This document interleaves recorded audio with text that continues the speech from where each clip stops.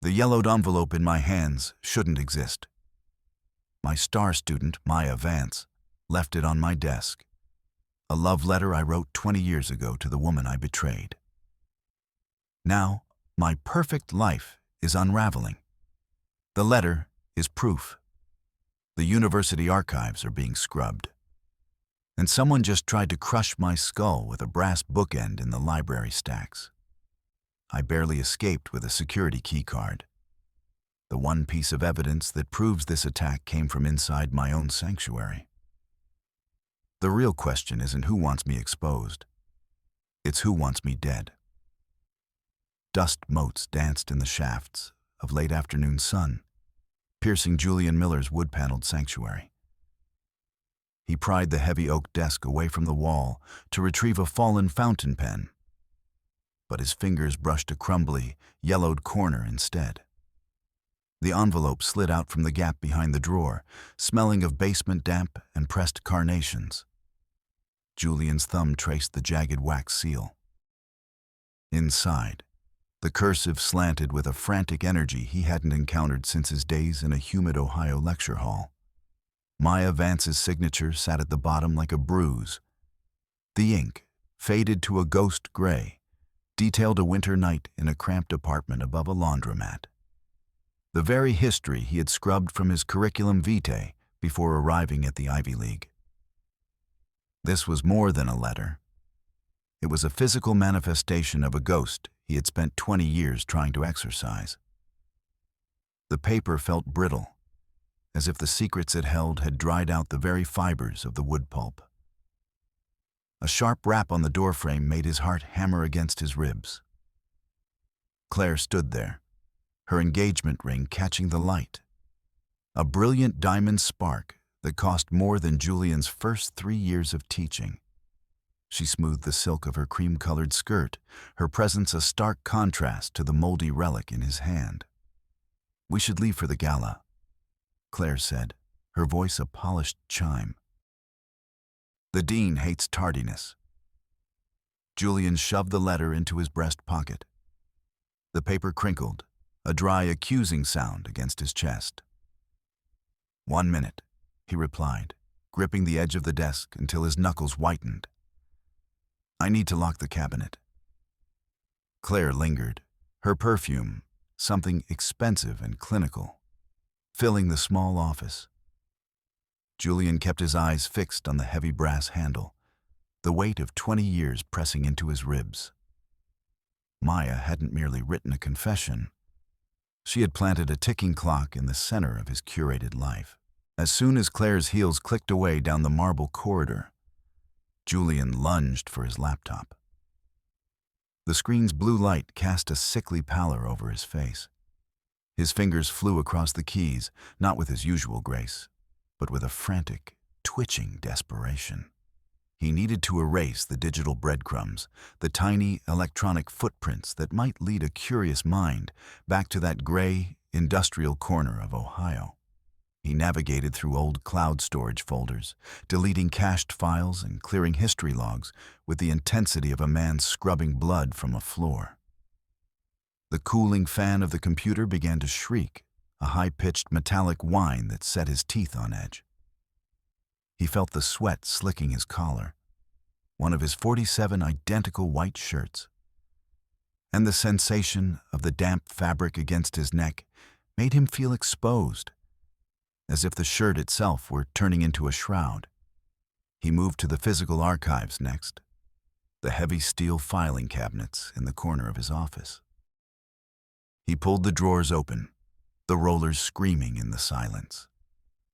He searched for any mention of the Vance family, any stray grade report or recommendation letter he might have missed during his initial purge a decade ago. His breath came in shallow, ragged hitches. Every shadow in the corner of the room seemed to shift, taking the shape of a vengeful girl with unblinking eyes. He found nothing. Yet the absence of evidence felt like a trap in itself. The air in the room grew heavy with the scent of old paper and ozone from the straining computer. He was a man of logic, a man of structure, but the structure was warping. The very walls of the university, which usually felt like a fortress, now felt like the narrow aisles of a cage. The door opened again, and this time it was the dean himself. Arthur Sterling was a mountain of a man, his presence announced by the rhythmic crinkle of a sugar packet in his pocket. He checked his gold pocket watch, the snap of the lid sounding like a gunshot in the quiet room. "Julian, the car's waiting," the dean boomed, his voice vibrating in Julian's very marrow. "The donors are already arriving. We cannot have the guest of honor lurking in his shadows." Julian forced a smile, a practiced mask of academic charm. He adjusted his tie, ensuring the knot was perfectly centered. "Of course, Arthur. I was just finalizing the notes for the opening remarks. Precision is the soul of the institution, after all." The dean nodded, a sharp, decisive movement.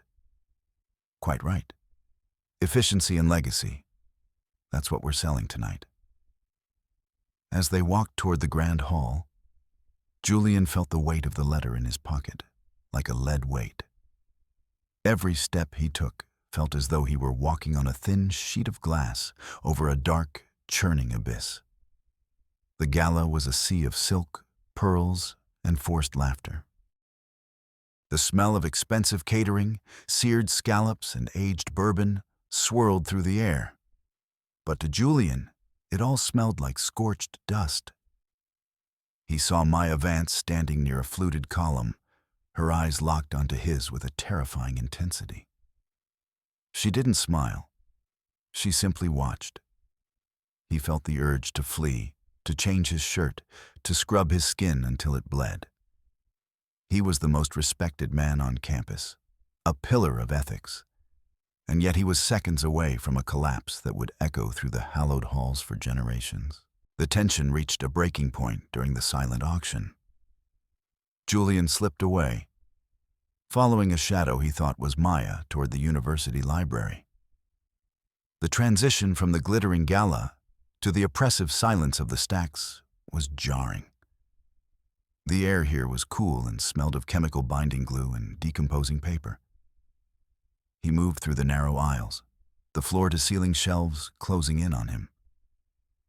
"Maya," he whispered, his voice swallowed by the thousands of books.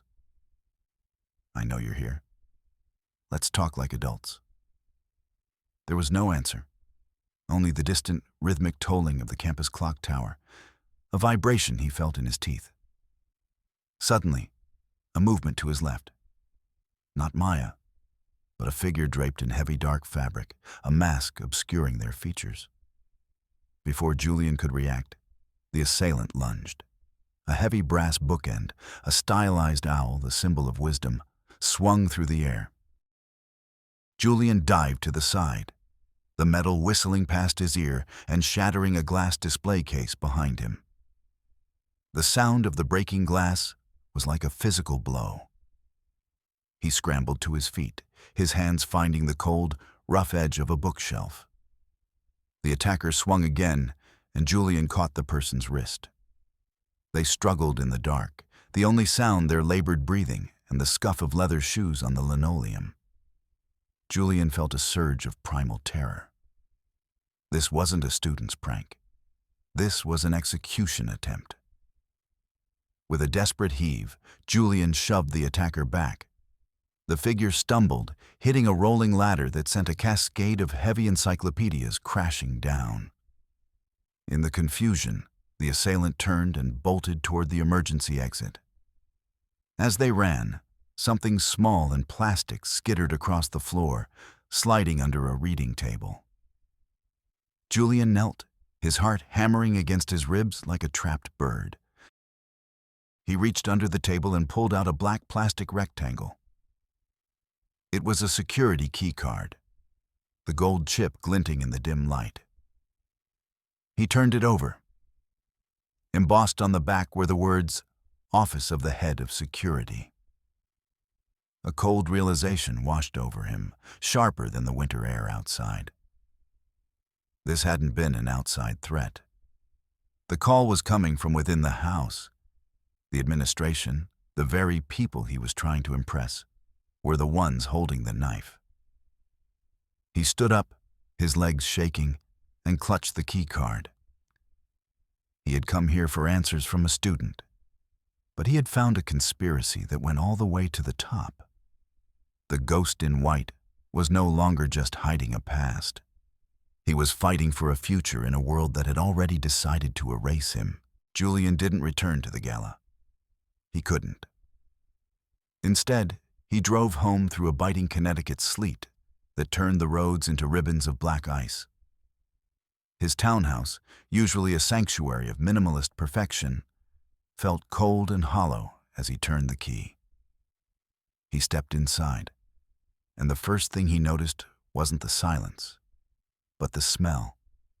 The sharp, metallic scent of a home that had been violated. The living room was a graveyard of his curated life. His collection of rare first editions had been ripped from the shelves, their spines cracked like ribs. The mahogany coffee table was overturned, its legs pointing toward the ceiling in a silent plea. Julian moved through the wreckage, his feet crunching on the remains of a crystal decanter.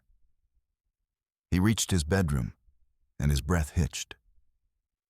Laid out on the bed was his wedding suit, the one he was supposed to wear to marry Claire in 3 months. It was positioned as if a phantom were wearing it, but the chest had been meticulously shredded. Long, vertical gashes had been carved into the fine wool with a razor-like precision. Pinned to the tattered lapel was a square of heavy cardstock. The handwriting was unmistakable, the same slanted, aggressive cursive from the letter in his office. "The gala is your last stage, Julian. Confess before the clock strikes 12, or I hand the Ohio files to the police. The thief cannot marry the princess." Asterisk. He sank onto the edge of the bed, the cold from the open window nearby seeping into his bones. His mind raced, trying to build a wall against the encroaching chaos. He was a man of systems, of identical shirts and perfectly aligned pens. But the system was failing. Someone knew about the night in Ohio, the night he had taken Robert Hoffman's life work and left the old man to rot in the ruins of his own reputation. He looked at his hands. They were shaking so violently he had to tuck them under his arms. He wasn't just losing his career. He was losing the very floor beneath his feet. The next morning, the air was a crisp, deceptive blue. Julian arranged a meeting with Maya in a secluded corner of the municipal park, far from the prying eyes of the campus security cameras he now knew were weapons. He sat on a cold iron bench, clutching a leather briefcase containing $50,000 in cash. A desperate, clumsy attempt to buy back his soul, Maya arrived exactly on time. She didn't walk. She marched, her lips moving in a silent, rhythmic count. 1, 2, 3, 4. She stopped 3 feet away, leaning in just a bit too close, her eyes like polished obsidian. "I have the money, Maya," Julian said, his voice sounding thin and reedy in the open air. "Take it. Go to Europe.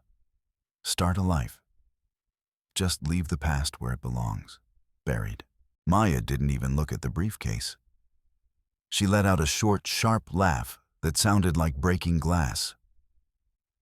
"You think this is about money, Professor? You think you can put a price on the 20 years my grandfather spent staring at a cinder block wall because you planted those ledger books in his car?" Julian felt the blood drain from his face. "I did what I had to do to survive. Robert was old. He had lived his life. I had mine to build." "You didn't build a life," Maya hissed, her voice dropping to a low, dangerous register. "You built a monument to a lie, and I'm the one who gets to pull the golden thread that unveils the rot inside." She turned and walked away, her voice rising again into that chilling, mechanical chant. 5, 6, 7, 8. Julian watched her go, the briefcase feeling like a lead weight in his hand. He realized then that a bribe was a blunt instrument against a whetted blade of vengeance. He walked back to his car, his mind a blurred kaleidoscope of fear. As he turned the key in the ignition, he noticed a strange sound, a soft, rhythmic hiss coming from beneath the floorboards. He pumped the brake pedal, and it felt soft, like stepping into wet mud. He didn't have time to investigate. He had to get back to campus. He pulled onto the perimeter road, a winding stretch of asphalt that hugged the jagged cliffs overlooking the valley. The sleet from the night before had left patches of black ice in the shadows of the pines. Suddenly, a roar of an engine filled the cabin. In his rearview mirror, a massive black SUV materialized, its chrome grille gleaming like a predator's teeth. It didn't slow down. It slammed into Julian's rear bumper, the impact snapping his head back against the rest. The car fishtailed, the tires screaming as they fought for grip on the slick surface. "Stop!" Julian screamed, though there was no one to hear him. The SUV hit him again, harder this time, angling its weight to push him toward the edge of the ravine. Julian gripped the steering wheel until his knuckles felt like they would burst through the skin. He slammed his foot on the brake, but the pedal went all the way to the floor with a sickening squelch. The line had been cut. The SUV lunged for a third time, its metal flank grinding against Julian's door with a shower of sparks and the screech of tearing steel. He was inches from the drop. In a moment of pure, panicked instinct, Julian yanked the handbrake and swerved toward the SUV instead of away from it. The sudden change in momentum caught the attacker off guard. The heavy SUV clipped Julian's front fender, lost its center of gravity, and veered sharply to the right. It plowed through a wooden guardrail and disappeared into the brush, the sound of crashing metal echoing up from the trees below. Julian slid to a halt, his car smoking and mangled. He sat in the silence, the only sound the ticking of the cooling engine and the frantic thud of his own heart. He realized then that the security keycard hadn't been a warning. It was a badge of office for those who had been ordered to kill him. The dean wasn't just protecting the university. He was protecting a secret that Julian hadn't even uncovered yet. He struggled back to his office, his body aching and his mind fraying at the edges. He locked the door and sank into his chair, the familiar smell of old books failing to provide any comfort. The silence was broken by the sharp, electronic chirp of his desk phone. He hesitated, then picked up the receiver. There was no voice on the other end. Instead, a low, melodic humming filled his ear. It was a lullaby, a mournful, swaying tune about a bird with a broken wing. Julian's breath stopped. He knew that song. He had sung it to Elena Vance 20 years ago in a drafty apartment in Ohio, back when he thought love was enough to pay the rent. The humming continued, steady and cold, a ghost reaching through the wires to wrap its fingers around his throat. It was proof that Maya wasn't acting alone. Elena was there, in the shadows, directing the symphony of his destruction. He slammed the phone down, but the melody seemed to linger in the air, vibrating in the very wood of his desk. He knew what he had to do. He couldn't wait for the gala. He had to strike back. He took the security keycard from his pocket and looked at it. If the dean was involved, the answers were in the registrar's archives, the deep, dark belly of the university, where the real history was kept. He moved through the campus like a shadow, avoiding the main walkways.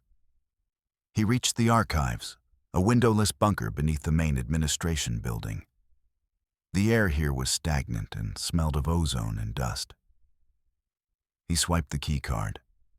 The lock clicked with a heavy, satisfying thud, the sound of a door opening into a tomb. He spent hours scouring the records. He didn't look for Maya's grades. He looked for her origin. He found her enrollment file, but as he flipped through the pages, his brow furrowed. The transcripts from her high school were too perfect, the letters of recommendation written in a prose that felt clinical and manufactured. Then he found the financial ledger. Maya's tuition wasn't being paid by a scholarship or a student loan. It was being wired from a shell company called Global Logistics, based in a small town in Ohio. But the most jarring detail was the signature on the authorization form. It wasn't Elena Vance. It was a signature he recognized from a dozen faculty memos and wedding invitations. The dean had authorized the payments. But why would Arthur Sterling fund the education of the girl who was trying to destroy his future son-in-law? Julian realized he needed more. He needed to get into the dean's private office. He used the keycard again, moving through the darkened halls of the executive wing. The dean's office was a cathedral of power, dominated by a massive mahogany desk and a wall of sugar packets in glass cases. Julian didn't look at the desk. He went straight for the server closet in the corner. The server room was a small, frigid box, filled with the high-frequency whine of cooling fans. Blue LED lights blinked like malevolent eyes. Julian plugged a drive into the main terminal, his fingers moving with a desperate speed. He bypassed the basic locks, his mind focused on one thing: the connection between the dean and the Vance family. The screen flickered, and a map of data began to unfold. He saw the payments, thousands of dollars moving from the university's endowment fund into the Ohio Shell Company. But then, he saw the Phase 2 folder. He clicked it open, and his stomach turned. It wasn't just about Maya. The dean had been using Julian's past as leverage for years.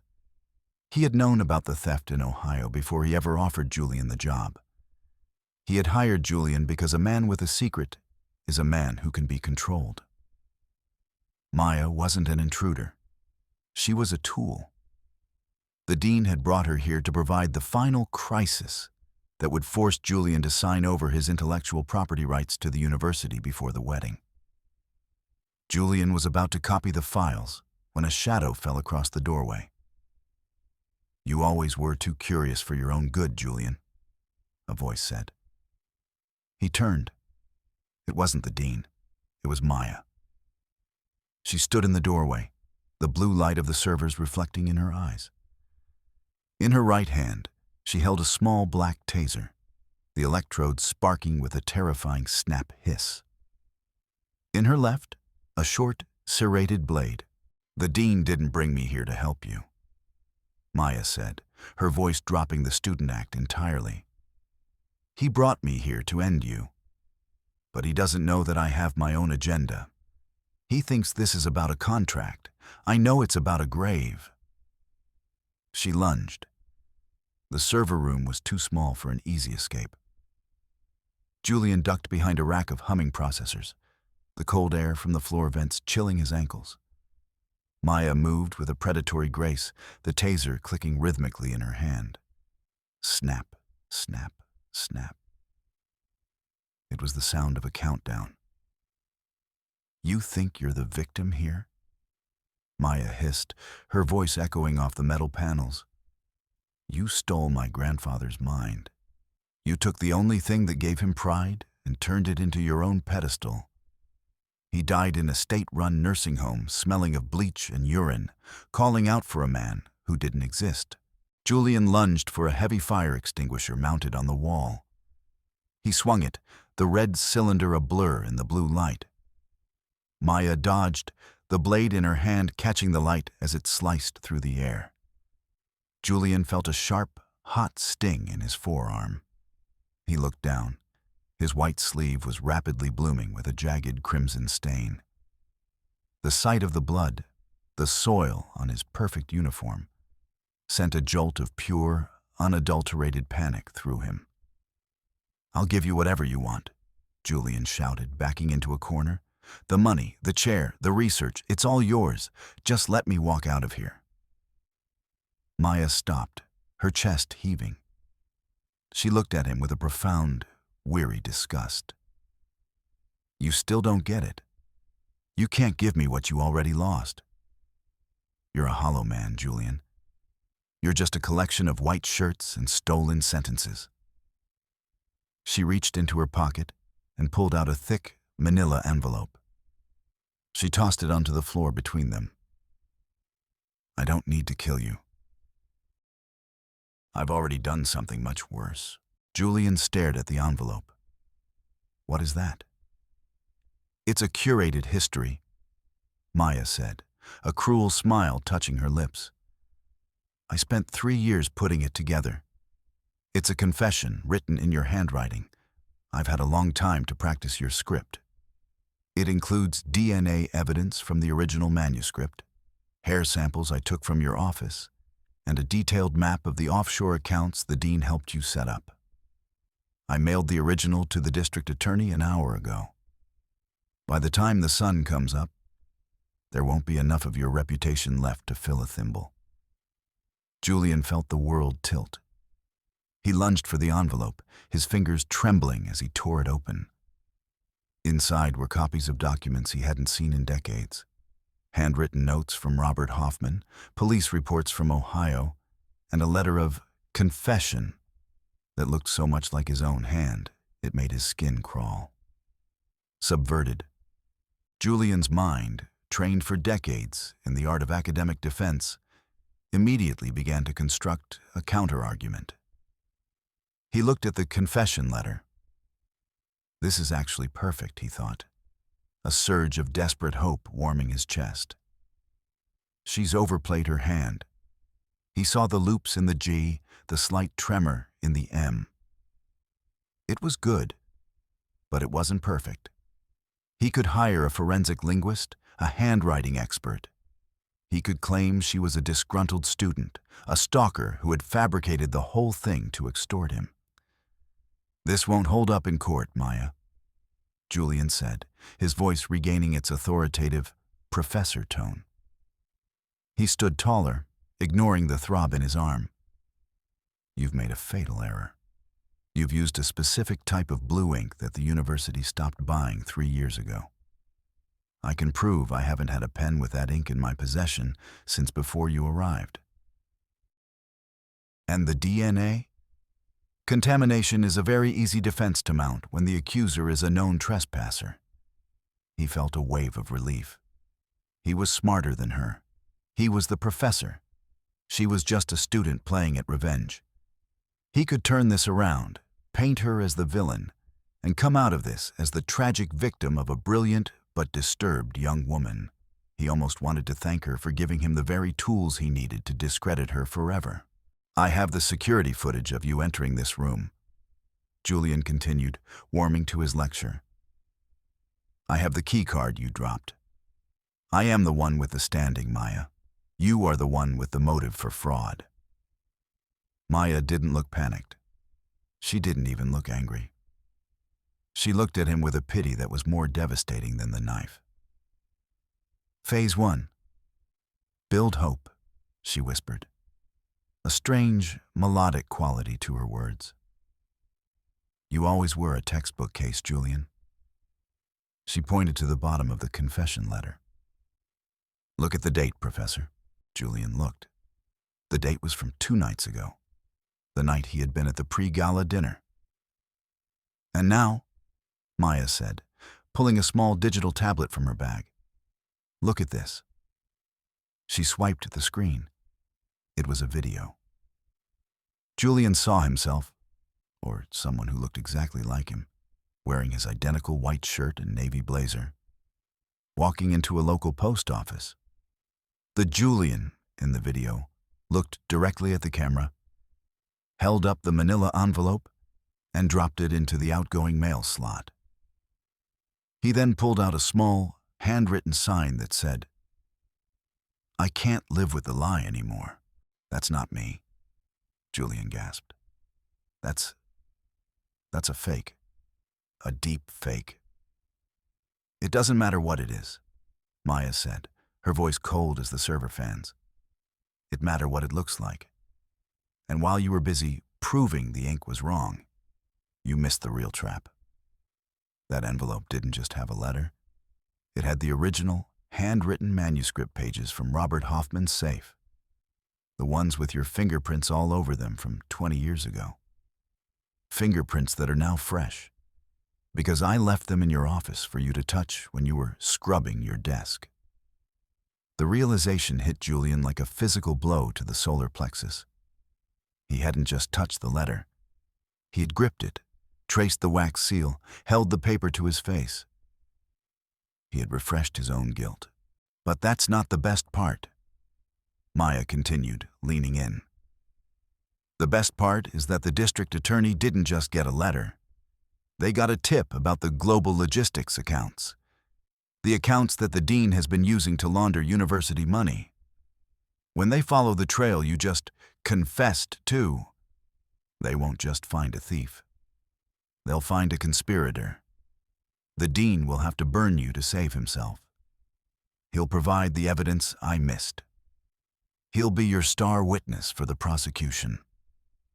Julian's knees buckled. He sank onto a server rack, the cold metal biting into his thighs. He wasn't just in a worse position. He was in a void. He had provided the fingerprints, he had touched the evidence, and he had been caught on camera mailing his own doom.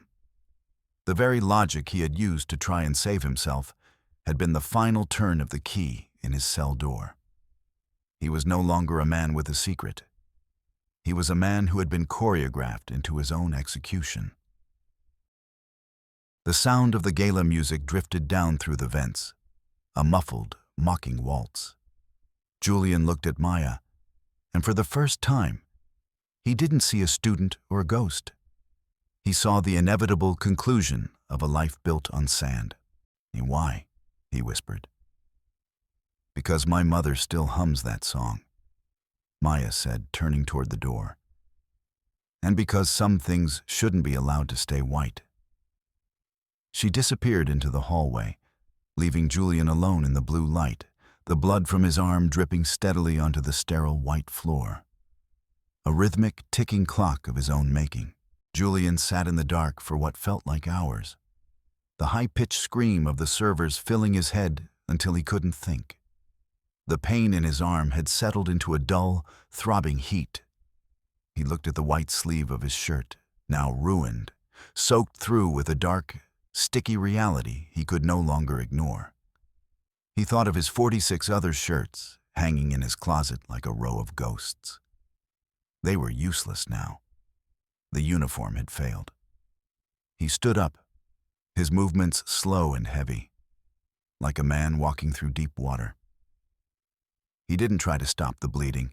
He just wrapped a stray piece of packing tape around the wound to keep the mess from spreading too quickly. He had one path left. It wasn't the path of the ghost in white, and it wasn't the path of the thief. It was a path he hadn't walked in 20 years. He climbed the stairs to the grand ballroom. The transition was blinding, from the cold blue shadows of the server room to the warm, golden blaze of the chandeliers. The gala was in full swing. He saw Claire looking radiant in a gown the color of moonlight, laughing at something the dean said. She looked so safe, so perfectly preserved in her world of pearls and grocery lists. Julian didn't go to her. He walked straight to the podium. The room fell silent as he approached. The guest of honor had arrived, looking disheveled, his face pale, a dark stain spreading across the arm of his pristine white shirt. The dean stepped forward, his hand going to his pocket to crinkle a sugar packet, his eyes narrowing in a warning that was as sharp as a blade. "Julian," the dean whispered, stepping close. "What are you doing?" "Get to the dressing room. Now." Julian ignored him. He reached for the microphone. The feedback shrieked through the hall, a piercing electronic scream that made the guests wince. "Ladies and gentlemen," Julian began, his voice cracking, then steadying. "We often talk of legacy in these halls. We talk of the sanctity of truth, But tonight, I want to talk about the cost of a lie. He looked out into the crowd and saw Maya. She was standing at the back of the room, her arms crossed, her eyes fixed on him. Beside her stood a woman he hadn't seen in 2 decades, Elena. She looked older, her hair a shock of gray, but her eyes held the same haunting sadness he remembered from that final night in Ohio, 20 years ago. Julian continued, his voice growing stronger. I was a man who believed that success was a destination that justified any road taken. I stole the work of a better man, Robert Hoffman. I framed him. I watched his life crumble so that I could build mine on the ruins. A collective gasp rippled through the room. Claire's glass hit the floor, the sound of breaking crystal echoing like a gunshot. The dean lunged for the power cord, but Julian stepped in front of him, his eyes burning with a terrifying, newfound clarity. But the theft wasn't the worst part, Julian said, looking directly at Elena. The worst part was the cowardice. I left behind a woman I claimed to love. I left behind a life I was too afraid to live. He turned his gaze to Maya. The room seemed to shrink until it was just the two of them. And in my flight, I left behind a daughter. The silence that followed was absolute. It was a vacuum that sucked the air out of the room. Julian saw the shock on Maya's face, a crack in the glass mask she had worn so perfectly. She hadn't known. Elena had kept the truth of her parentage as a final, jagged shard of glass, a weapon to ensure Maya's hatred remained pure and focused. Maya, Julian said, his voice dropping to a whisper that the microphone carried to every corner of the hall. You aren't a weapon of vengeance. You are the only honest thing I ever created. He reached into his pocket and pulled out a small, leather-bound notebook. The original, authenticating notes he had kept hidden in a safe deposit box for 20 years. The only thing that could truly clear Robert Hoffman's name and prove the dean's involvement in the cover-up. He didn't give them to the dean. He didn't give them to the lawyers. He walked down from the podium through the sea of stunned socialites and handed the notebook to Maya. This is the truth, he said. It won't give you back the 20 years, but it will give you back your name. The doors at the back of the hall swung open. A phalanx of police officers entered, their heavy boots thudding on the polished wood. They moved toward Julian, their faces grim. He didn't run. He didn't reach for a lawyer. He simply held out his hands, the ruined white sleeves of his shirt a testament to the man he used to be. As the cold metal of the handcuffs bit into his wrists, Julian felt a strange lightness in his chest. The floor didn't feel like it was painted on anymore. It felt solid. 3 months later, the world was a different color. The federal facility in Pennsylvania was a study in gray and white, cinder block walls, humming fluorescent lights, and the constant, sharp scent of industrial bleach. Julian sat in the communal yard, the cold winter air biting at his ears. He looked at the single rosebush in the center of the yard, surrounded by its electrified cage. It was a beautiful, tragic thing, much like the life he had tried to build. A guard approached and handed him a letter. Julian took it, his fingers no longer shaking. The envelope was plain, white, and bore no return address. He opened it. There was no slanted, aggressive cursive. Instead, the handwriting was neat, careful, and honest. The records were cleared yesterday, the letter read. My grandfather's name is back on the building in Ohio. My mother has stopped humming that song. I'm starting a PhD program in the fall, not in ethics, in history. I want to make sure the right things get remembered. It was signed with a name he had never seen on a transcript or a blackmail note. Maya Miller. Julian looked up at the gray sky. A light rain began to fall, the drops cool and clean against his face. He didn't feel the need to change his shirt. He didn't feel the need to align his thoughts. For the first time in 20 years, the ghost in white was gone, and in his place was a man who finally knew exactly how far he had fallen and exactly where he stood. The rain continued to fall, washing away the dust of 1,000 lies, leaving nothing but the cold, hard, beautiful truth. The end.